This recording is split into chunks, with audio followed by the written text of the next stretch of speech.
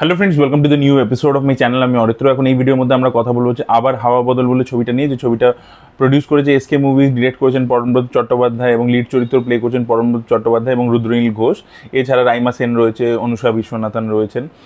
তো আপনার প্রত্যেকেই জানেন হাওয়া বদল 2013 সালে এসেছিল, তার সিকুয়েল আর কি এটা। এবং এবারে গল্পটাকে তারা লন্ডনের ব্যাকড্রপে নিয়ে গিয়ে ফেলেছে এবং আমরা দেখতে পাচ্ছি মানে ওই সেম ক্যারেক্টারই কন্টিনিউয়েশন, মানে এরকম স্ট্যান্ডঅ্যালোন সিকুয়েল নয়, স্পিরিচুয়াল সিকুয়েল যেটাকে বলে সেই জিনিস নয়, কন্টিনিউয়েশন গল্প। তো এবার আপনারা ট্রেলার থেকে যেটা দেখতে পেয়েছেন যে এদের দুজনে দেখা হচ্ছে, দেখা হওয়ার পরবর্তীতে সোল সোয়াইপিং তো হবেই, যেটা মানে ফার্স্ট পার্টের কনসেপ্ট সেটা রয়েছে। বাট এবারে কিন্তু আগের বার যেন কি অ্যাক্সিডেন্টালি ব্যাপারটা হয়েছিল, এবারে কিন্তু অন্য রকমের একটা অ্যাঙ্গেল রয়েছে, মানে ইন্টেনশনালি একটা ব্যাপার রয়েছে। কারণ এটা ট্রেলারে ওরা মোটামুটি এস্টাবলিশ করে দিয়েছে যে পরমব্রত চট্টোপাধ্যায়ের যে লাইফটা, যেটা ফার্স্ট পার্টে ছিল যে ও খুব সাকসেসফুল ছিল, রুদ্রনীল ঘোষ মানে স্ট্রাগলিং আর্টিস্ট এরকম ছিল। এবারে ব্যাপারটা ফ্লিপ হয়ে গেছে, রুদ্রনীল ঘোষের যে চরিত্রটা সে আর কি রাজ, সে এখন খুব পপুলার একজন রকস্টার সিঙ্গার এবং লন্ডনে প্রোগ্রাম করতে এসছে এরকম আর কি করেছে। আর অন্যদিকে পরমব্রত চট্টোপাধ্যায়ের পার্সোনাল লাইফ হোক, প্রফেশনাল লাইফ হোক, সেটা পুরো ঘেঁটে গেছে আর কি।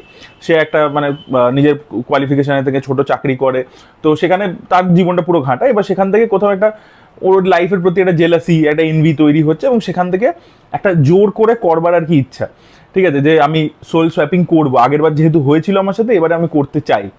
তো সেইটার একটা চেষ্টা আছে। তো ফার্স্ট হাফটা অ্যাকচুয়ালি এটাকে নিয়ে ডিল করছে আর কি। এবার তার মধ্যে হিউমার ইত্যাদি রয়েছে, দুজনের পার্সোনাল লাইফের দিকটাও দেখতে পাচ্ছি। এবং এইখানে ছবিটার মধ্যে যেটা সব থেকে মজা, যে ইন্টারভেলে একটা টুইস্ট রয়েছে, সেইখান থেকে কিন্তু ছবিটা আরও বেশি ইন্টারেস্টিং হয়ে যায় আর কি। টুইস্টটা আপনি কিন্তু প্রেডিক্ট করতে পারবেন না যে ওরকম একটা ব্যাপার হবে, তো সেটা খুব ইন্টারেস্টিং ছিল। তো সেখান থেকে কিন্তু গল্পটা একটা টার্ন নিয়ে নেয় এবং ছবিটা যেটা করতে পেরেছে, দেখুন Hawa Bodol is known for characters and popular lines, comedy, সেটা তো অবশ্যই আছে, সেটা এখানেও রয়েছে, ঠিক আছে। ওই যে রুদ্রনীল ঘোষের যে বাড়িওয়ালার যে চরিত্রটা ছিল, তাকে এবারে থ্রু আউট রেখেছে, সে ম্যানেজার হয়ে গেছে আর কি, ওই শিল্পী মানুষ বলে কথা হতেই পারে। ওই ক্যারেক্টারটা এবারে থ্রু আউট রয়েছে এবং ওকে দিয়ে প্রচুর কমেডি জেনারেট করেছে এবং প্রত্যেকটা ল্যান্ড করেছে আর কি। তো ওটা ভালো ছিল। রুদ্রনীল ঘোষ নিজেও প্রচুর কমেডি করেছে, সে কমেডি খুব ভালো করতে পারে, তার পোর্শনেও আপনার প্রচুর হাসতে চলেছে।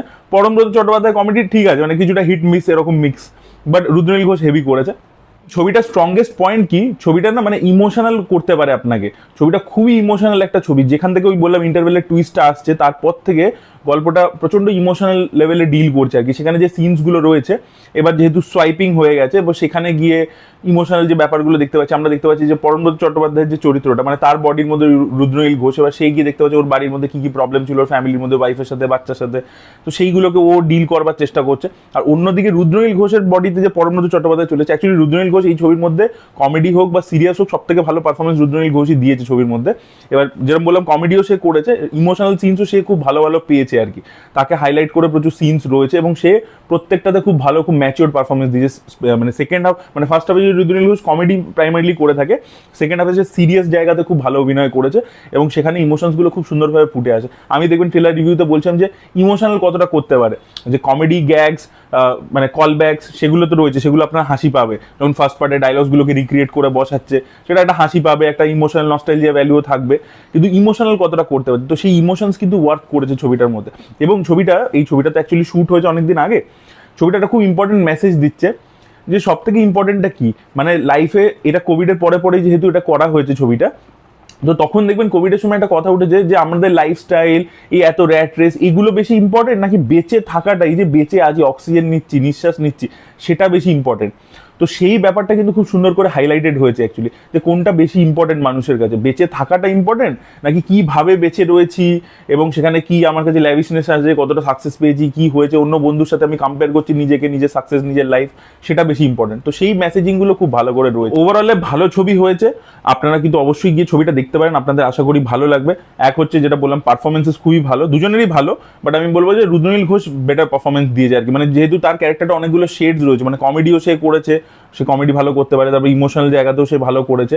আর ওই যে বললাম যে শিল্পী মানুষ বলে কথা, এই আর্টিস্টের নাম আমি জানি না, সরি, সে ভালো করেছে। আর অনুষাও কিন্তু ভালো কাজ করেছে, তার যেহেতু রুদ্রনীল ঘোষের সাথেই তার সিনসগুলো রয়েছে সেকেন্ড হাফে, তো সেখানে কিন্তু তার পারফরমেন্সও খুব ভালো। প্রথম দিকটাতে সে অতটা নেই, যখন বন্ধুদের ওই ব্যান্টার্সগুলো আমরা দেখতে পাচ্ছি। বাট ছবিটার গান আমি বলবো, ছবিটার গান কিন্তু খুব ভালো ছিল, মানে হাওয়া বদলের গান খুব ভালো ছিল। আবার হাওয়া বদলের শেষের দিকে একটা গান আছে, যেখানে আর কি একটা মানে প্রোগ্রাম করছে ওরা, সেখানে একটা গান আছে, সেটা বেশ ভালো লেগেছে। বাট বাকি গানগুলো ঠিকঠাক, মানে খারাপ নয়, বাট হাওয়া বদলের স্ট্যান্ডার্ডের গানগুলো হয়নি, এটা আমার একটা জিনিস মনে হয়েছে, একটু লেট ডাউন। ওখানে যেরকম প্রথম থেকেই গানগুলো খুবই ভালো ছিল, অরিজিৎ সিং এর গলায় যে গানটা ছিল সেটা খুব ভালো ছিল। তো এইখানে আমার মনে হয় হাওয়া বদল 1-এর তুলনায় হাওয়া বদল 2-এর গান মানে একটু আর কি ডাউন হয়েছে। তবু বলবো লাস্টের গানটা কিন্তু বেশ ভালো। আর এছাড়া যেটা হচ্ছে যে ছবিটা রান টাইমটা একটু বড়, 2 ঘন্টা 19 মিনিট।